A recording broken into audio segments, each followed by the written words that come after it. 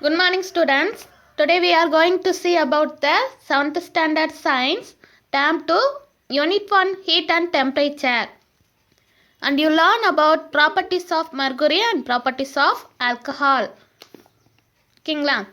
So போன video கிளாஸில் என்னெல்லாம் பார்த்தோம் அப்படின்னா இன்ட்ரடக்ஷன் பார்த்தோம் இல்லையா? அதில்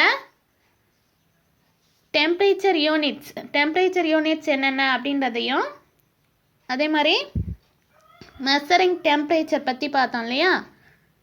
அண்ட் தென் தெர்மோமீட்டரில் என்னென்ன தெர்மோமீட்டர்ஸ் இருக்குது அப்படின்றதையும் நம்ம பார்த்தோம் இல்லைங்களா?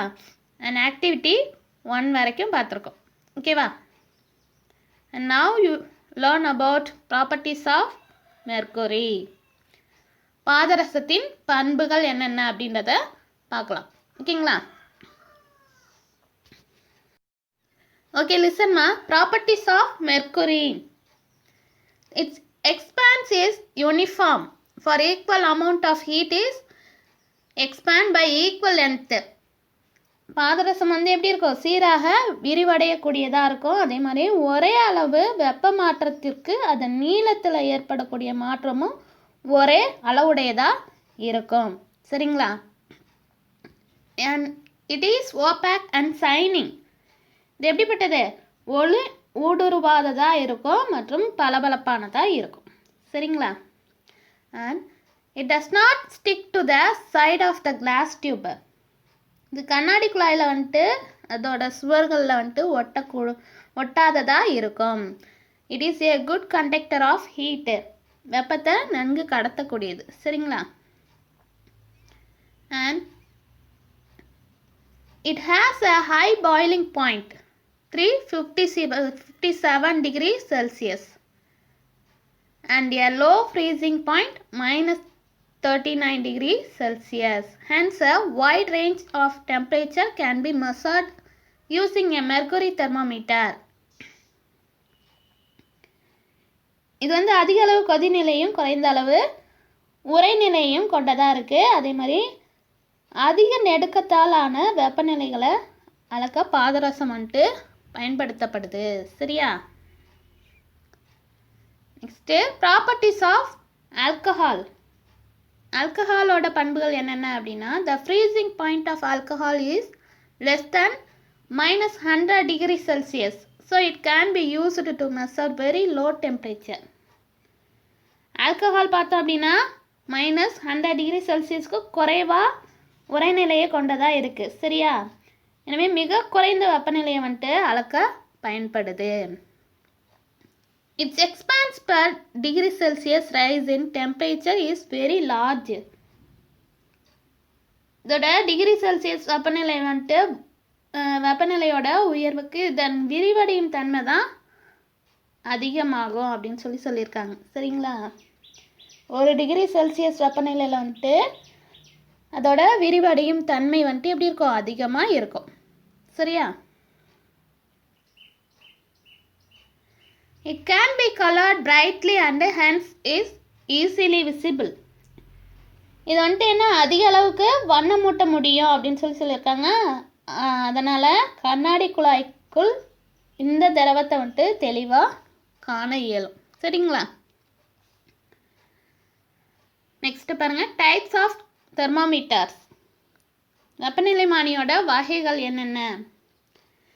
There are different type of thermometer for measuring the temperature of different things like air, our bodies, food and many other things.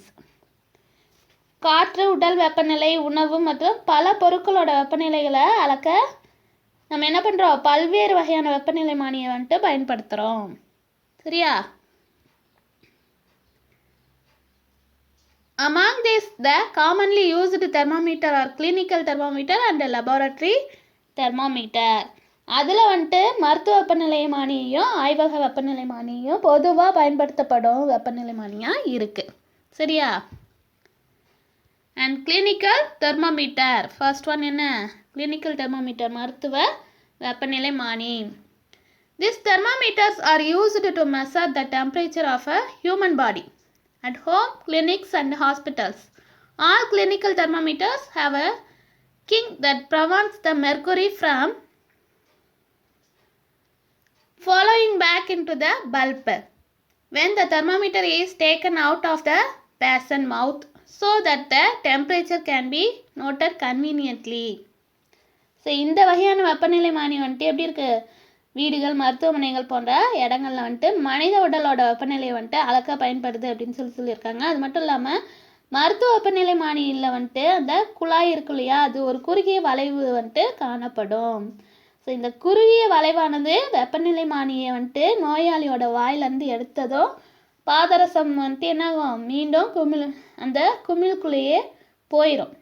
சரிங்களா, அதை வந்துட்டு வாயில் வைக்கும்போது என்னாகும், இன்க்ரீஸ் ஆக ஆரம்பிக்கும். அதை எடுத்த பிறகு திரும்பவும் அந்த பாதரசம் வந்துட்டு என்னாகும், எந்த இடத்துல இருந்துச்சோ அந்த இடத்துக்கே திரும்பவும் போயிடும். சரிங்களா, அதனால் வெப்பநிலை வந்துட்டு ஈஸியாக நம்மளால் மெஷர் பண்ண முடியும். சரியா, there are temperature scale on either side of the mercury thread, one in Celsius scale and the other in Fahrenheit scale. Since the Fahrenheit scale is more sensitive than the Celsius scale, body temperature is measured in F only, அதாவது Fahrenheit only. பாதரச இலைக்கு வந்துட்டு ரெண்டு புறமும் என்ன பண்ணுறாங்க, வெப்பநிலையை அளக்கக்கூடிய அளவுகோல் வந்துட்டு இருக்குது. சரியா, அதில் ஒன்று வந்துட்டு என்ன செல்சியஸ் ஸ்கேலாக இருக்குது, இன்னொன்று ஃபாரன்ஹீட் ஸ்கேலாக இருக்குது. சரியா, இப்போ செல்சியஸ் அளவீட்டை விட நுட்பமாக இருக்கக்கூடியது எது, இந்த ஃபாரன்ஹீட் அளவு தான் அப்படின்னு சொல்லியிருக்காங்க. அதனால தான் என்ன பண்ணுறாங்க, இந்த ஃபாரன்ஹீட் அளவை மட்டும் எடுத்துக்கிறாங்க. சரியா, a clinical thermometer indicates temperature from a minimum of 35 degrees Celsius or 94 degree Fahrenheit to a maximum of 42 degree or 110 degree Fahrenheit. இங்கே வந்துட்டு குறைந்தபட்ச வெப்பநிலையாக வந்துட்டு 35 டிகிரி செல்சியஸ் அல்லது 94 டிகிரி ஃபேரன்ஹீட்டில் வந்துட்டு வெப்பநிலையும் அதிகபட்ச வெப்பநிலையாக வந்துட்டு என்ன சொல்லியிருக்காங்க, 42 டிகிரி செல்சியஸ் அல்லது 108 டிகிரி ஃபேரன்ஹீட் வெப்பநிலை வந்துட்டு அளக்கக்கூடியதாக இருக்குது. சரியா, ப்ரீகாஷன் பாருங்கள். Precaution to be followed while using a clinical thermometer. So இங்கே வந்துட்டு மருத்துவ வெப்பநிலைமானியில் பயன்படுத்தும் போது நம்ம என்னென்ன முன்னெச்சரிக்கைகளை வந்துட்டு கையாளணும் அப்படின்னு சொல்லியிருக்காங்க. சரியா, the thermometer should be washed before and after use, preferably with an antiseptic solution. என்ன பண்ணோம், அந்த தெர்மாமீட்டரை பயன்படுத்துறதுக்கு முன்னாடியும் பின்னாடியும் கிருமி நாசினியை வந்துட்டு யூஸ் பண்ணி அதை கழுவணும் அப்படின்னு சொல்லியிருக்காங்க. அதேமாரி jerk the thermometer a few times to bring the level of the mercury down. அந்த தெர்மாமீட்டரை வந்துட்டு என்ன பண்ணணும், அதில் இருக்கக்கூடிய அந்த மெர்க்குரி மேலே ஏறும் இல்லையா, யாருக்காச்சும் நம்ம யூஸ் பண்ணியிருப்போம், அப்போ வந்துட்டு அதோட லெவல் வந்துட்டு இன்க்ரீஸ் ஆகிருக்கும். அது வந்துட்டு திரும்பவும் அதோட பழைய நிலையை அடையிற வரைக்கும் என்ன பண்ணணும், அதை கொஞ்சம் உதறிட்டு அதுக்கப்புறமா யூஸ் பண்ணணும். சரியா, நெக்ஸ்ட் பாருங்கள், before use the mercury level should be below 35 degree Celsius or 94 degree Fahrenheit. அதாவது நம்ம டெம்பரேச்சர் லெவல் வந்துட்டு செக் பண்ணுறதுக்கு முன்னாடி அதோட மெர்க்குரி லெவல் வந்துட்டு எப்படி இருக்கணும், பிலோ 35 டிகிரி செல்சியஸ் அல்லது 94 டிகிரி ஃபேரன்ஹீட்டில் இருக்கணும். And do not hold the thermometer by its bulb. அந்த பல்பு பகுதி குமிழ் பகுதி இருக்கு இல்லையா, ஸோ அந்த குமிழ் பகுதியில் வந்துட்டு நம்ம என்ன பண்ணக்கூடாது, தெர்மாமீட்டரை பிடிக்கக்கூடாது. And keep the mercury level along your line of sight and then take the reading. அதுக்கப்புறமா நேராக, அதாவது நம்மளோட கண்களுக்கு நேராக வந்துட்டு அந்த தெர்மாமீட்டரை வந்துட்டு வச்சுட்டு அதுக்கப்புறமா தான் என்ன பண்ணணும், அதை மெஷர் பண்ண ஆரம்பிக்கணும். சரியா,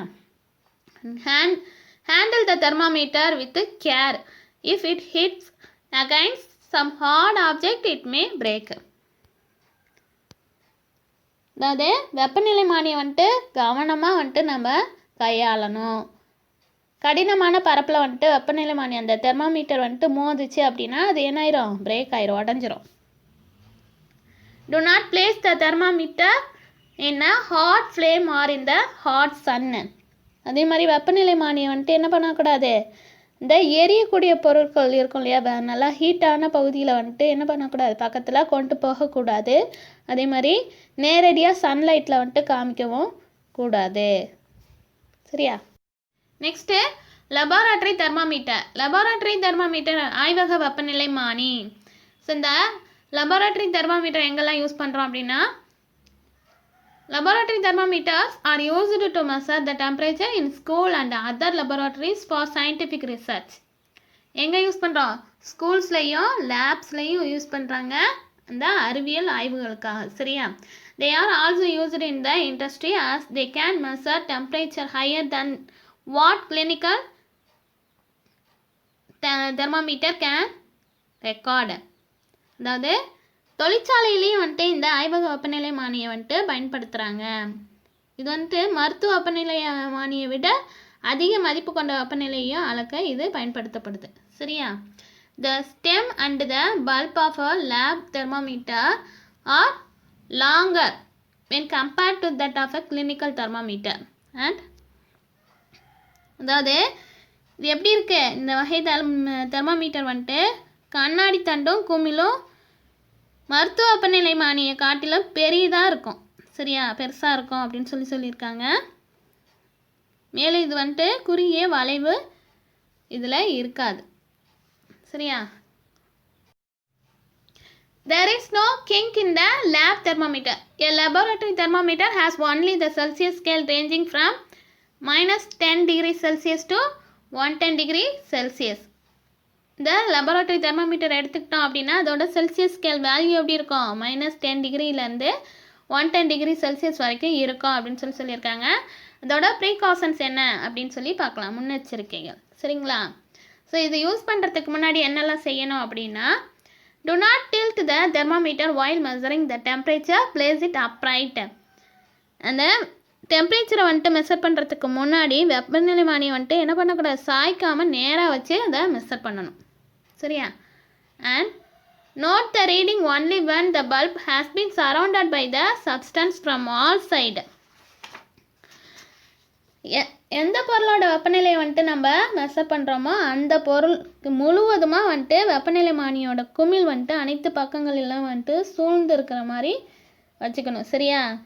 அப்போ மட்டும்தான் வந்துட்டு என்ன பண்ணுவோம், நல்லா ஃபுல்லாக சூழ்ந்துருக்கிறப்ப மட்டும்தான் அதை மெஷர் பண்ணணும். சரியா? Do you know பாருங்க, in humans the average internal temperature is 37 degree Celsius. ஃபாரன்ஹீட்டில் எடுத்துக்கிட்டோம் அப்படின்னா 98.6 degree Fahrenheit. though it varies among individuals. மனித உடலில் வந்துட்டு வெவ்வேறு வெப்பநிலைகள் வந்துட்டு இருக்கும் இல்லையா? ஸோ ஒவ்வொருத்தருக்கும் ஒவ்வொரு மாதிரியான வெப்பநிலைகள் வந்துட்டு இருக்கும். ஸோ அதை வந்துட்டு அளக்கணும் அப்படின்னா சராசரி வெப்பநிலை எவ்வளோ இருக்கணும், 37 டிகிரி செல்சியஸாக இருக்கணும். சரியா? and however no person always has exactly the same temperature at every moment of the day. Temperature cycle regularly up and down through the day according to activities and external factors. இங்கே வந்துட்டு ஒவ்வொருவரும் ஒரே மதிப்பிலான வெப்பநிலையை வந்துட்டு கொண்டிருக்க மாட்டாங்க இல்லையா? அப்போ வந்துட்டு ஒவ்வொரு நாளும் வந்துட்டு அவங்களோட டெம்பரேச்சர் வந்துட்டு எப்படி இருக்கும், ஒரே மாதிரியாக இருக்காது. அதே மாதிரி நாம் செய்யக்கூடிய வேலைகளுக்கு ஏற்ப வந்துட்டு அதே மாதிரி சுற்றுப்புற சூழலுக்கு ஏற்பவும் நம்மளோட உடல் வெப்பநிலையானது மாறிக்கிட்டே இருக்கும், அதிகமாகும் குறைவாகும், இந்த மாதிரி மாறிக்கிட்டே இருக்கும். சரியா? Next difference between clinical and laboratory thermometer. So இதுக்கான வேறுபாடுகள் என்னென்ன அப்படின்னு சொல்லி பார்க்கலாம். Clinical thermometer and laboratory thermometer. First பாருங்க, clinical thermometer is scaled from 35 degrees Celsius to 42 degrees Celsius or from 94 degree Fahrenheit to 108 degree Fahrenheit. இது வந்து எப்படி இருக்கும், அதோட வெப்பநிலை வந்துட்டு 35 டிகிரி செல்சியஸ்லேருந்து 42 டிகிரி செல்சியஸாக இருக்கணும். அல்லது ஃபாரன்ஹீட்டில் எடுத்துக்கிட்டோம் அப்படின்னா 94 டிகிரி ஃபாரன்ஹீட்டு டு 108 டிகிரி ஃபாரன்ஹீட்டாக இருக்கணும். சரியா? Laboratory thermometer is generally scaled from -10 degree Celsius to 110 degree Celsius. So அது ஜென்ரலாக வந்துட்டு அதோட ஸ்கேல் லெவல் எப்படி இருக்குது, -10 டிகிரி செல்சியஸ்லேருந்து 110 டிகிரி செல்சியஸ் வரைக்கும் இருக்கும். சரியா? Mercury level does not fall on its own as there is a kink near the bulb to prevent the fall of mercury level. இங்கே வந்துட்டு இதோட பாதரச மட்டம் வந்துட்டு தானாக கீழே இறங்காது. சரியா? அதில் இருக்கக்கூடிய குறுகிய வளைவு இருக்கு இல்லையா, வளைவானது பாதரச மட்டத்தை வந்துட்டு கீழே இறங்காமல் பாதுகாக்குது. Mercury level falls on its own as no kink is present. இங்கே லெபோரட்டரி தெர்மோமீட்டர் எடுத்துக்கிட்டோம் அப்படின்னா அதில் வந்துட்டு குறுகிய வளைவு வந்துட்டு இல்லாத காரணத்தினால பாதரச மட்டம் வந்துட்டு தானாகவே கீழே இறங்கிடும். And temperature can be read after removing the thermometer from armpit or mouth. நம்ம கைகளுக்கு அடியில் இருந்தோ அல்லது வாயிலிருந்தோ அந்த தெர்மோமீட்டரை எடுத்த பிறகு அளவீடானது எடுக்கப்படுது. சரியா? Temperature is read while keeping the thermometer in the source of temperature. Example, a liquid or any other thing. இந்த வெப்பநிலை மானியானது வெப்ப மூலத்தில் இருக்கும்போது அந்த நிலையில தான் அளவீடானது எடுக்கப்படுது. சரி, எடுத்துக்காட்டாக என்ன சொல்லியிருக்காங்க, திரவம் அல்லது வேறு ஏதாச்சும் பொருளை வந்துட்டு எடுத்துக்கலாம். இங்கே பாருங்க, to lower the mercury level jerk are given. பாதரசத்தை வந்துட்டு கீழே கொண்டு வரணும் அப்படின்னா என்ன பண்ணணும், வெப்பநிலை மானியை உதறணும். No need to give jerk to lower the mercury level. இங்கே வந்துட்டு நம்ம என்ன பண்ண தேவையில்ல, இந்த தெர்மோமீட்டரை உதற தேவையில்லை. ஏன் அப்படின்னா அது தானாகவே கீழே இறங்கிடும். சரியா? It is used for taking the body temperature. இது எதுக்காக பயன்படுத்துகிறோம், உடல் வெப்பநிலையை அளக்க பயன்படுத்துகிறோம் கிளினிக்கல் தெர்மோமீட்டரை. லெபார்டரி தெர்மோமீட்டர் எடுத்துக்கிட்டோம் அப்படின்னா it is used to take temperature in laboratory. ஆய்வக வெப்பநிலையை வந்துட்டு நம்ம தெரிஞ்சுக்கிறதுக்கு இதை பயன்படுத்துகிறோம். ஓகேவா? நெக்ஸ்ட்டு கிளாஸில் வந்துட்டு நம்ம டிஜிட்டல் தெர்மோமீட்டர் பற்றி பார்க்கலாம். ஓகேங்களா? Thank you to all.